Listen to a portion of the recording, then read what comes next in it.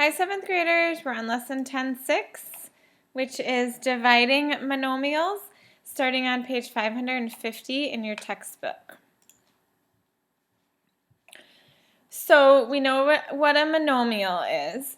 So remember, when we're dividing, the fraction bar means division, and we take the top, which is the numerator, and we divide it by the bottom. So if we look at this monomial, 5 to the 7th power divided by 5 to the 4th power, or 5 to the 7th over 5 to the 4th, this is a fraction. If we write it out, 5 to the 7th is 5 times 5 times 5 times 5 times 5 times 5. And then 5 to the 4th is 5 times 5 times 5 times 5. Well, we know that 5 over 5 is 1, so we can cancel out 4 of these 5s, and we are left with 3 5s. So it's 5 to the 3rd power, which you can see we can just take 7 minus 4, and we get 3. So it's the opposite of multiplying. When we multiply monomials, we are adding our exponents. When they have the same base, remember that they have to have the same base.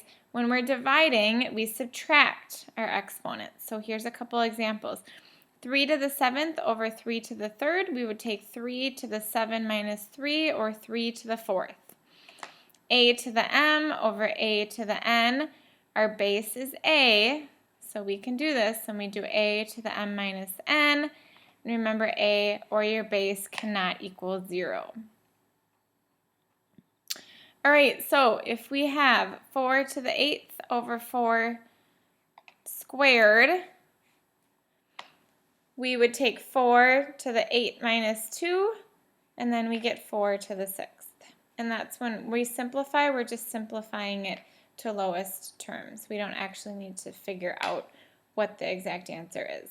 N to the 9th over n to the 4th, we're going to subtract 9 minus 4, and we get n to the 5th.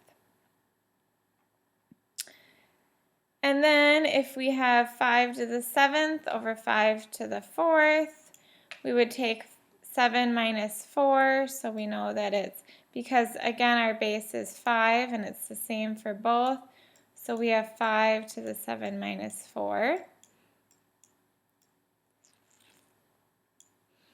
And we have 5 to the 3rd.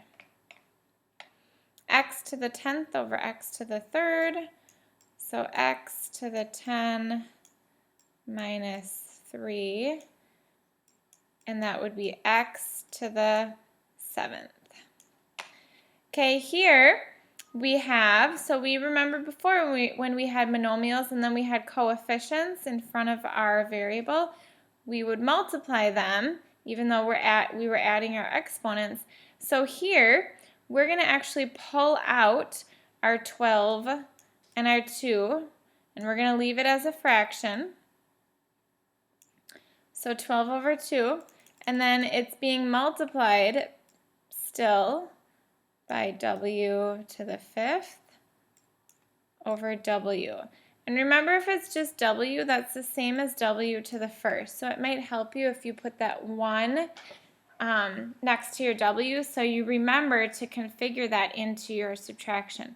So then we can simplify. 12 halves is the same as 6, and then w to the 5th over w to the 1st, we would take w and then 5 minus 1, so we would have 6w to the 4th.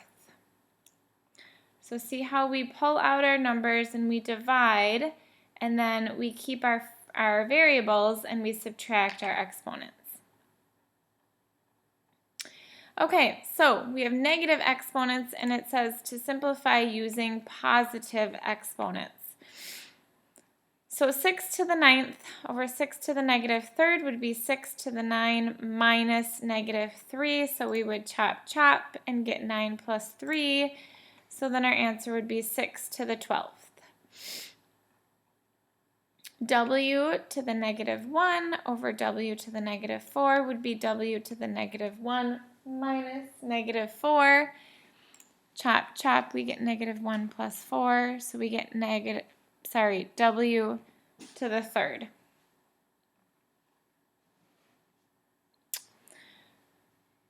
All right, so if we have 11 to the negative 8 over 11 squared, we know that we would take 11,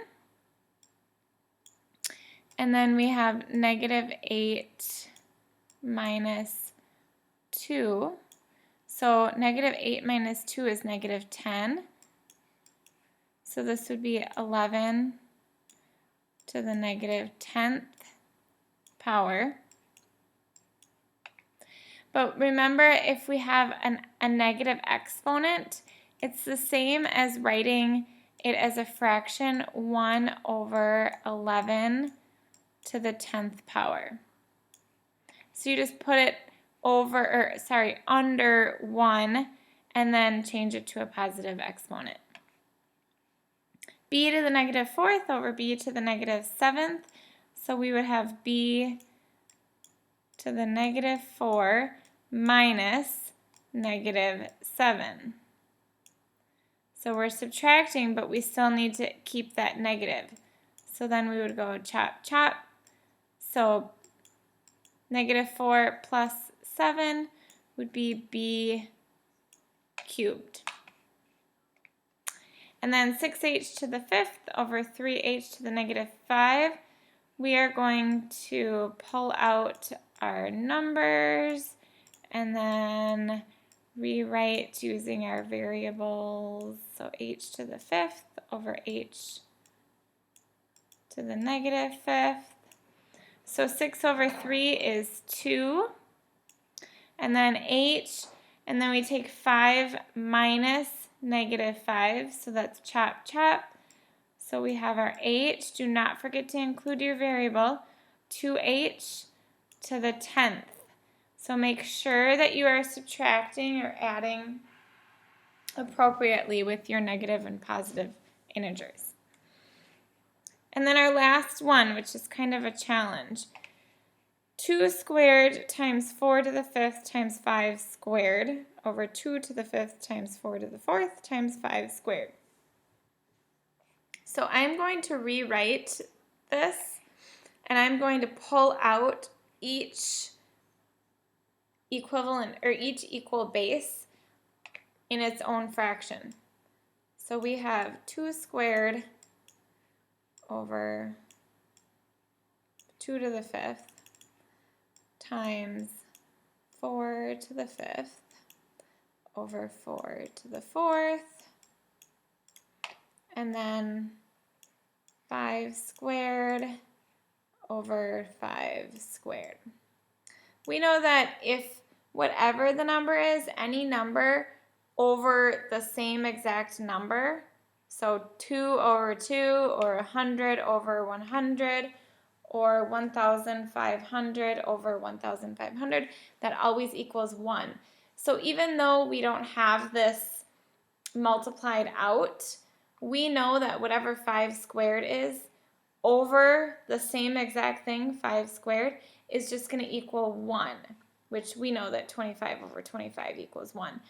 And anything multiplied by 1 is itself. So this actually just cancels each other out. We also know that because 5, if we used our division or subtraction for dividing monomials, 2 minus 2 is 0. So remember, anything to the 0 power is not 0, but it's 1. Okay, so we have 2 squared over 2 to the 5th. So we'd take 2 minus 5. So we have 2 to the negative 3. And then we have 4 to the 5th over 4 to the 4th. So 5 minus 4 is 1. So we'd have 4 to the 1st, which is just 4, because anything to the 1st power is just that number itself.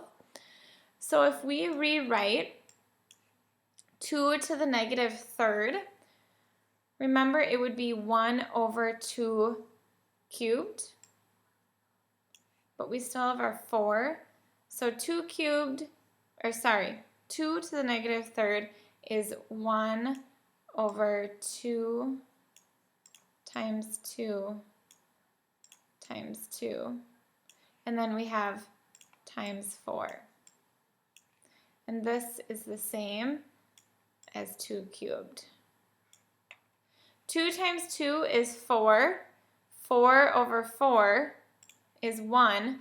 So we can actually cancel out this 2 times 2 and 4 because those cancel each other out.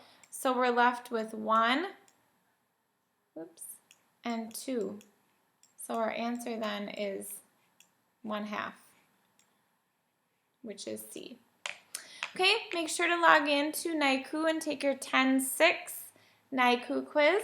Have a super evening.